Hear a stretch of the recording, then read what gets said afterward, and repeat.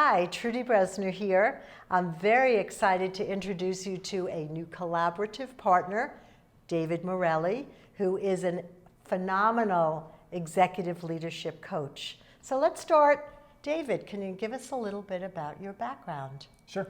I've been in coaching and leadership development for over 20 years, and it is an absolute passion of mine. I started my career when I was 20 years old. I was put in charge of a 200-person company's professional and personal development, and from there I've been in coaching and working with executives ever since. And I would say the highlight of my career has been helping a company go from about 35 million in valuation to about 2 billion in 5 years, so a 50x jump as a result of going in and working with the executives and working with them from a strategic level, et cetera.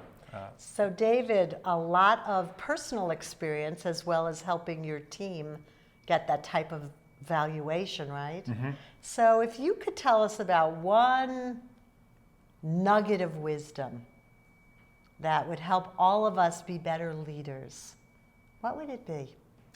I'd say one nugget of wisdom that I've found, which is kind of surprising, is that when we're in fear, uncertainty, and doubt, we tend to make the worst decisions. We tend to be the worst selves in the office and with each other. And so here's a bit of knowledge. Your IQ actually drops 10 to 15 points when you're in fear, uncertainty, and doubt.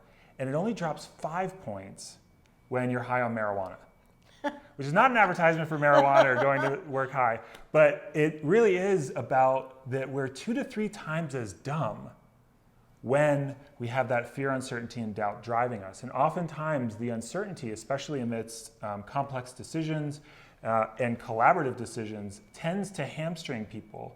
And so fear, uncertainty, and doubt really are the enemies of high effective executives. So David, what kinds of challenges do you help leaders with?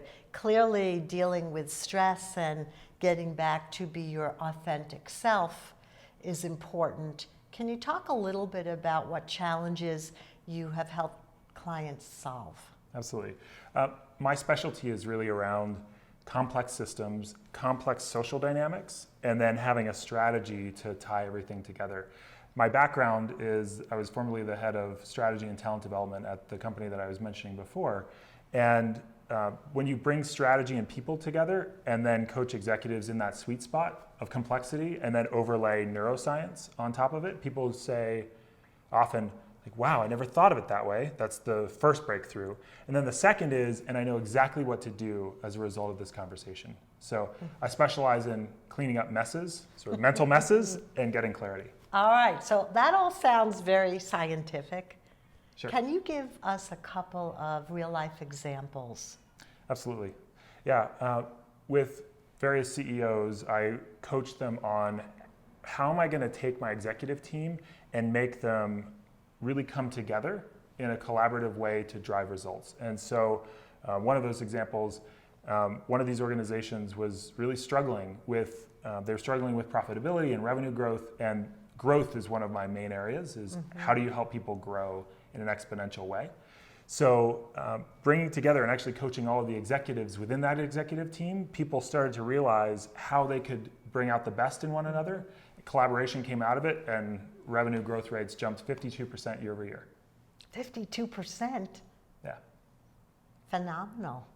So obviously, since you know that revenues jumped 52%, you're a keeper of data and analytics on your own success. Yes? I'm sure you track that. I track stuff. I like to track stuff. You know, if you don't know your KPIs, if you don't know your strategies and how you're going to measure success, I think you're lost. So, What's your track record of success? I've been tracking through anonymous NPS surveys. So anonymous NPS are basically how satisfied are you with this? Would you recommend it to a friend, et cetera? And with executives, I have a 96 out of 100, which is pretty high for NPS. And then as a facilitator of leadership programs, like custom leadership programs, it's a 4.93 out of 5. So, well, congratulations. Well, thanks. Now I know why I entered into this collaboration, right? So just a couple of other questions that we have time for. In terms of specific types of programs that you offer. I know you do one-on-one executive coaching. Right. What other programs do you offer that my clients can tap into you for? Leadership programs are often designed around the main pain points within executive teams. And so often it's about advanced levels of communication and or harnessing motivation. In my studies at Harvard, I took some classes there. One of the formulas that comes out of the academic research has actually proven to be very effective. And most people say, I never thought of it that way. But that makes complete sense. And so some of those around getting the most out of people. Some of the modules are around strategy.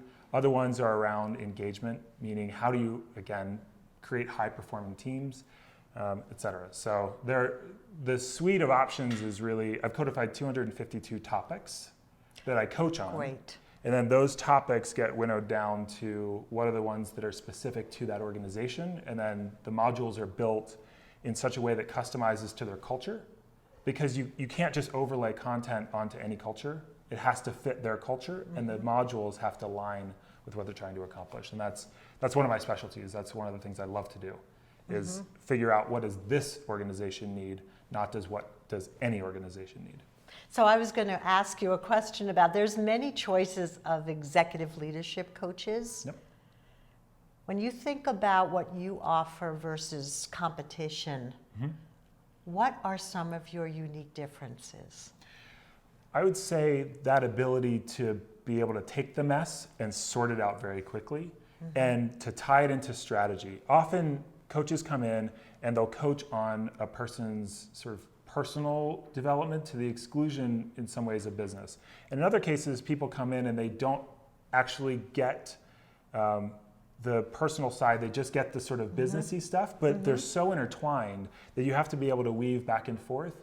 And the complexity of an individual tied into the complexity of an organization is where I thrive, especially around growth-mindedness. People that I love to work with are the ones who have a lot of clarity, and at the same time, there's a way in which they're like genuine, authentic people. Like they're very driven and growth-minded. That's my sweet spot. Got it. Yeah. So David, you know I spend my life coaching executives to be great speakers, presentation skills and media training and winning new business. I'm also excited about the addition of your expertise in improvisation. And I'm very happy to announce that we will have an improvisation workshop that can either be taken as a separate entity or tied into the presentation skills workshop you already know and love. So I'm very excited about that. I have a final question, not work related. Okay. What do you do for fun? Well, it's sort of related to what you just said. Actually, my wife and I do improv. We formed an improv team. There's 8 of us who get together and we perform in Denver. And I find that you have to be goal linear driven, and at the same time, you have to figure out ways to have fun. And I love it. It's a creative art in many ways that has a lot of applicability, but yet at the same time, you can just enjoy yourself. So that's what I love. Yeah. I am very excited about this collaboration.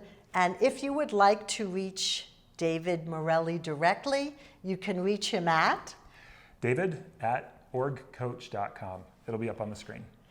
Also, you can reach out to me directly at Trudi@tbresner.com.